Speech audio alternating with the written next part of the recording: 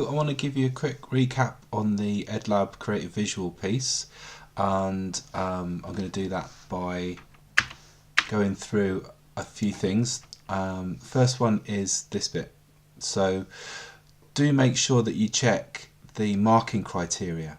So if you're not sure what to put in your EdLab piece, or if you're not sure that what you've created really is going to get a good mark, that's the thing to check. Try that. The second one is the most important. Assessment 1, creative visual marking criteria. So we're going to have a quick look at that, and then I'm going to look at Adobe Spark as our suggested way of creating it, and just a couple of tips about getting started, and then how to upload it to Moodle. So let's have a look at the criteria document.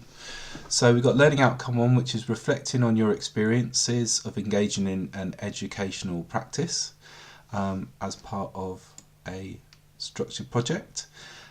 Really reflecting on doing something as part of your project. Reflect creatively on an educational idea or concept relevant to what you've done. And then the third one is really producing a creative piece. Communicate ideas in a creative and accessible way to an audience of your peers. So yeah, we're looking for a non-expert audience. So let's say you're going for something in the 70s. Let's look at the different columns.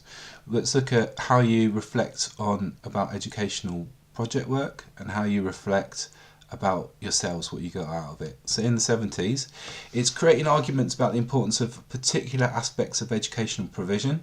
So I think a good way of thinking about this one is like, what's the need for your project? What issue are you addressing? What's missing that you are providing an answer for? Or what's the current situation, why is it important, and how are you contributing something to help that? The next column, the overall sense of your direction is present in your development of self. Okay, or if we look at 60, it's a bit clearer. So you've got ideas about the developmental gains that you've generated through this project about yourself. What did you get out of it? What did you get out of it in terms of learning to be an educator, areas of practice, planning? So that's about you, this column. If we move on to the next one, reflective creatively, the creativity of your reflection, and then ideas of education experience. So let's look at this. Reflection on experience is enhanced by creativity. I think here what we're looking for is this idea of creativity, that you're coming up with something new. So you're reflecting on what you've done, and you're thinking about, well, how does that create something new? And then here, insightful links made between educational notions and experience. Here it's really about linking what you've done with theory and educational notions behind it. So you shouldn't get bogged down in terms of including loads of references. Just pick 1 or 2 key bits of reading and communicate them in a quite conversational, accessible way. And then to go back to this one here, if you can do that creativity in terms of saying how those educational notions are linked to something new that you've created, then that's fantastic. And then finally, the kind of easier one, it's the way that you create a visual piece, whether it's a video or a poster. You've paid attention to the design, and then you've paid attention to the way that you communicate the ideas in an accessible way. So really that's just create a good quality video or poster and communicate the messages effectively within it. So that's worth looking at. Just check that against what you've created, and actually as a next step it might be worthwhile going back to the Moodle area and really checking. I've put up a couple more of those examples. Maybe have a look at the YouTube one in particular. Go through it and identify where that piece has hit those different criteria, and I think it will give you an idea for how to do it. It kind of addresses the need for what's happening, it describes what happened, and then it goes into the educational ideas behind it. So when you get to making Adobe Spark, once you've logged in, you may well see this screen. If you are just new to using it, if you've just signed up, then you may need to scroll down to see this bit, create new, and you want to do create new video, give it a name, and click next. And here, rather than choosing these templates, click on start from scratch.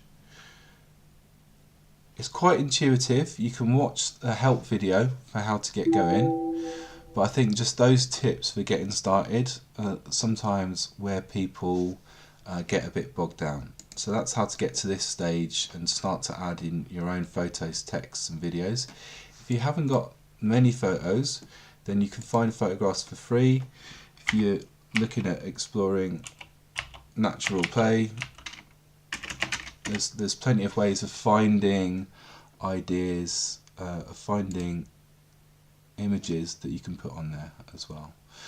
You can change the layout of each slide, so you can have images and text, and I would definitely be keen to kind of point you towards using icons as a nice way of communicating ideas in a simple way. Okay, so that's how to get started. Now once you've finished, do record voiceovers, because it makes your arguments much more convincing. You do that by pressing down the microphone here and holding it. And once you're ready, there's two ways of doing it. Clicking on share will give you a, got to pick a category, will give you a link. This link is a public link, so you should check that everyone can see it, because if not everyone can see it, then we can't see it to mark it.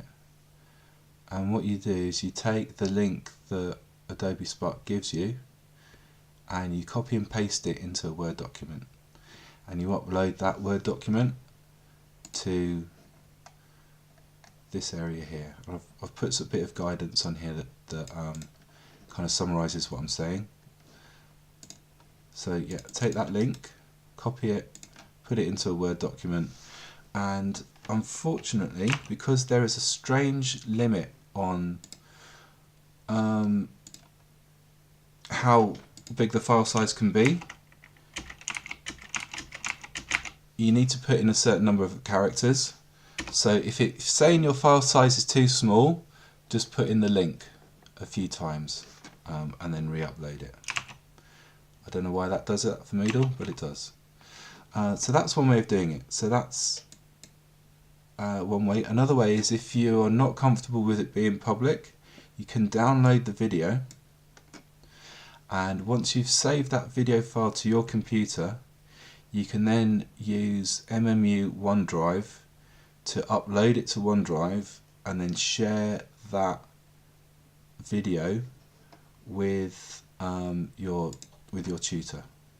So you can download the video to your computer, upload it to MMU OneDrive, and then share that with your tutor.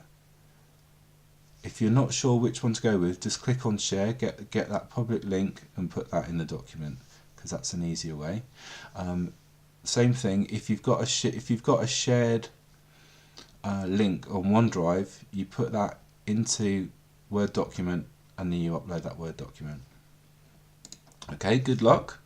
If you've got any questions, try doing this, and then if you've got any questions, put them in the Moodle area, because I'm answering all student questions there. It's an unusual assessment, but it's a really good assessment. It really builds fantastic skills, and it allows you to communicate the flavour of the excellent projects that you've been doing. So I just want to kind of like praise you really for the good work that you've been doing in the campaign stall and the micro teach, and just say just put in the extra effort to represent that and link it to theory, and then it's going to be a fantastic thing. Okay, not a good ending there. Oh well, that's it. Bye.